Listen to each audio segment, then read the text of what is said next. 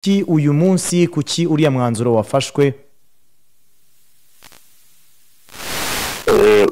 Halo? Ndakumva neza. Icyambere ndabashimiye ko muhamagaye kugira ngo tubekane n'amabwiriza. Icyambere nuko nkuko itangazo ritangira ribivuga nuko hashingiwe ku miterere y'iki cyorezo cya COVID dukomeje kurwana nacyo ku rwego rw'igihugu ndetse no ku rw'isi. Akaba ari amabwiriza yasohotse kugira ngo turebe yuko dufatanya n'abanyarwanda muri rusange kugira ngo dukomeze turwanye kino cyorezo, kubera nk'uko mubibona imibare irimo kugenda yiyongera kandi uko ino variant ya Omicron igenda igera mu bantu ni uburyo bwihuse. So tukaba rero twese turareba ko tugomba kugabanya ibikorwa bya siporo bivuza abantu. Akaba ariyo mpamvu ano mabwiriza yasohotse kugira ngo turebe nk'uko tubivuga mu minsi 30 icyo cyangwa se aho kino cyorezo kibuze kuba kigana, ariko nanone turimo turakomeza gukorana n'inzego z'ubuzima kugira ngo turebe uko twakomeza gufatanya twese mu kurwanya kino cyorezo.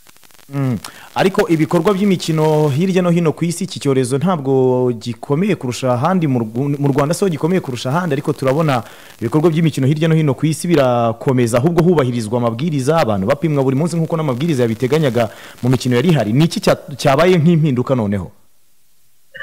Nk'uko duhora tubisobanura buri gihe nuko amabwiriza asohoka ari ku rwego rw'igihugu, kandi buri gihugu kiba gifite umurongo ndetse nuko kirwanya cyangwa kirwana na kino cyorezo.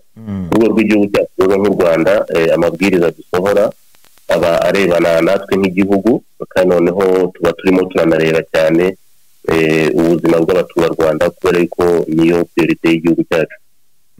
Hanyuma amabwiriza ariko yarasanzwe yubahirizwa, abantu bapimwaga buri munsi mu myitozo no mu mikino, bakaba bategetswe kuba barikingije, n'abakinnyi bari barahagaritswe gukina by'umwihariko nk'umupira w'amaguru muri shampiyona bitewe n'uko batikingije.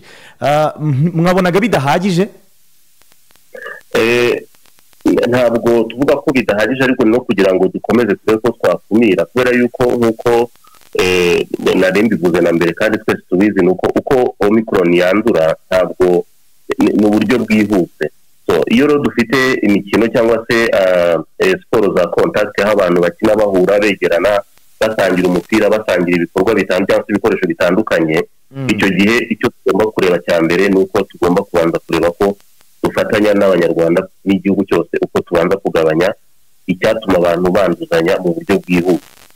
Kandi noneho tukaba tureba noneho cyane cyane n'ubuzima bw'abakinnyi n'abari muri siporo, kugira ngo turebe yuko nimba umuntu aturutse aho atuye cyangwa se aho ikipe yari iri, nimba harimo umwe wanduye tugomba kumenya ngo abandi bavuze kuba banduye cyangwa se bivuze kuba nubwo babona ibisubizo nonaha ko umuntu atanduye nonaha, ariko wenda yahuye n'uwari wanduye kandi bamaranye umwanya utazi n'icyo bakoranye, icyo gihe bikaba byateza risike y'uko twabona abantu benshi bandura.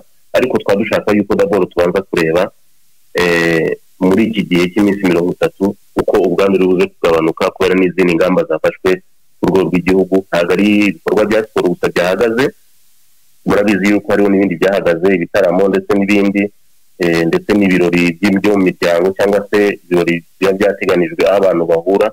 Izo zose ni ingamba zifatwa kugira ngo turebe yuko dukomeza kuba kino cyorezo cya COVID. Ikindi kinagira ngo ngarukeho kandi tugomba no gutandukanya, ntabwo amabwiriza asohoka araba arebana n'umupira w'amaguru. Icyo kintu rwose dufatanye tukivana, kubera yuko ubona ko nizo comment cyangwa se nawe mu gikomoje nonaha ntabwo amabwiriza aba areba umupira w'amaguru, aba areba ibikorwa byose bya siporo. Ntabwo ari ukuvuga yuko ari umupira w'amaguru amabwiriza aba areba. Hanyuma hari abavuga bati mu itangazo mwana bigarutseho amakipe y'ibihugu cyangwa se amakipe y'igihugu cyangwa se club zifite imikino mpuzamahanga ziri bwitabire ziraza gusabwa gukora umwiherero mu buryo bw'umuhezo ku buryo bakomeza kurwanya COVID. Abavuga bati ko na shampiyona y'u Rwanda ya football warubikomojeho kuko ari igihari niyo turimo tukomeza kugenda dukomozaho. Shampiyona ya volleyball ntihari, shampiyona ya basketball ntihari, n'indi mikino ntabwo hari, twakomeje ku mupira kuko ari uhari. Kuki hatatekerejwe wenda kongera gusubiza abantu mu mwiherero w'umuhezo uko shampiyona ishize yakinwe, hagafatwa umwanzuro wo kuwukuraho burundu?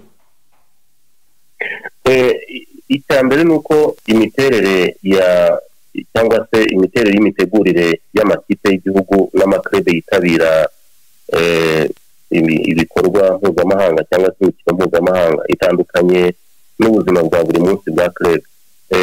Murabizi twarabigerageje kuva aho dusubukuye ibikorwa bya shampiyona zitandukanye, ariko hagenda hagaragaramo imbogamizi zijyanye no kuba hariho ubushobozi, hariho ndetse na compliance nabyo twagiye turabibona nabyo, murabizi aho byabaye ngombwa yuko hagira n'amakipe ahagarikwa cyangwa se afatirwa ibihano. Ibyo byose rero iyo tubirebye tukanareba kandi no muri ibihe turimo tukareba n'iki cyorezo ko kimeze, tukavuga tuti tube duhagaritse noneho turebe ibyo dushobora kugera birimo ikipe y'igihugu ndetse n'izo kurebe zishobora kuba zifite ibikorwa zigomba kwitabira byo wenda biba bitagomba cyangwa se bidashobora no kuba byakwimurwa, ariko noneho ibikorwa dufite ku rwego rw'igihugu tube noneho dufite uko tubigera tukareba ko byaba bihagaze kugira ngo dukomeze kwirinda kino cyorezo. Hanyuma noneho dusoza ku kigero cy'iminsi yatangajwe muri iri tangazo, iminsi 30. Kubera iki iminsi 30? Ese nyuma y'iminsi 30 haraza kuba hahindutse iki muri treatment y'iki cyorezo? Kubera iki mwatangaje mu iminsi 30? Iminsi 30 nuko ni iminsi dusanga cyangwa se tureba tugasanga harimo ibirimo birakorwa, kuko tubizi hari ingamba zitandukanye, hari ibirimo birakorwa n'inzego z'ubuzima n'inzego z'igihugu zitandukanye turimo turafatanya mu kwa kino cyorezo.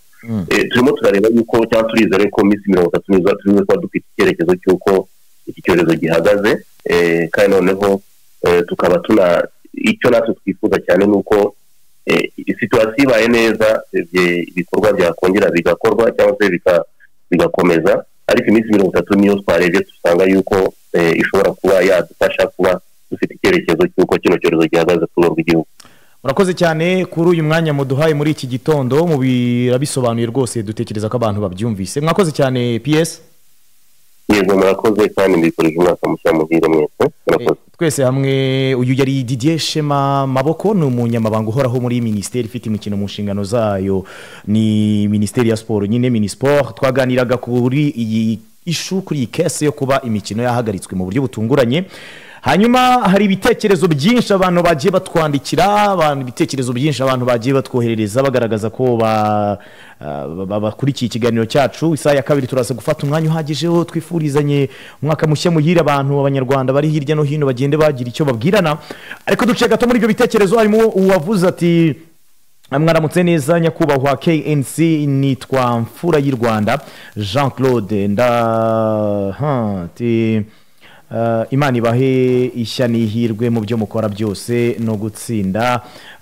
Ibitekerezo byagiye biza mu minota mike ishize ivuga kuri ingingo, avuga ati rwose ati ntabwo byari ngombwa ko imikino ihagarikwa kubera ko shampiyona yashoboraga gukomeza kandi abantu barikingije banipimishije COVID-19 aho ibonetse bakaba bashyirwa mu kato. Minisiteri ishobora kuba yafashe umwanzuro ihubutse. Yitwa Clovis Byiringiro. Hanyuma kandi uwitwa Shyirambere Ernest yavuze ati KNC ati niwe uhagaritse shampiyona y'u Rwanda. Reka ngewe cyo mvuze icyo navuga ni kimwe, ibisobanuro bya PS ngira ngo birumvikana kandi mu buryo bwose bushoboka. Aravuga ati n'ibitaramo byarahagaritswe. Imiterere y'iyi Omicron mu by'ukuri kubakingiwe ntago bikaze, ariko nanone irandura ku buryo bwihuse, ku buryo byonyine urebye umubare y'abantu bandwa buri munsi mu makipe nayo ni myinshi, so nabyo bishobora guherwaho birebwa.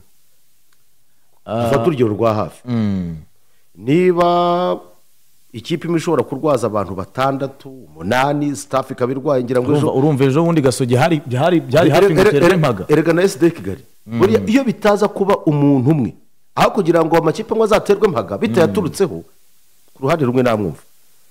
So abantu ntago bari bwemeranye nawe, abantu bakunda umupira barashaka ko umupira ukinwa, ubundi se bawureba barawureba ariko ku mateleviziyo uko biri kose. Ngewe hano uyu munsi wa none ntekereza ko ari icyemezo gishobora kuba cyafashwe hamaze gukorwa consultance n'ubujyanama ku bashinzwe iby'ubuzima.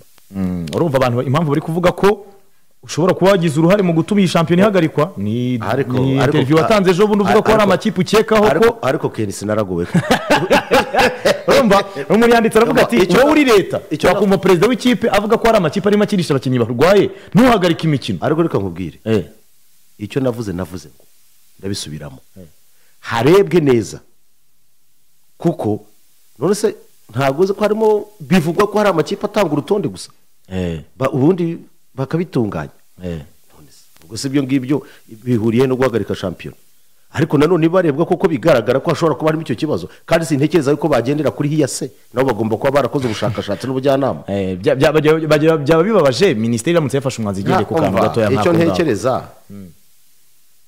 ibya kenisi rwose ntabwo baba mugiye kuba mu buhangange dufite abantu hano turaza no kwakira ibitekerezo by'abantu ariko bana ngira ngo uko biri kose aka kazina niba ari uko ari kagufi menya karyoshye kukavuga hari umuntu nzi ujya uvuga ngo wa mugabo w'inyuguti 3 yashaka kukuvuga ntabwo yirirwa kuvuga mu izina aravuga turi mugabo w'inyuguti 3 noneho yavuze ibi n'ibi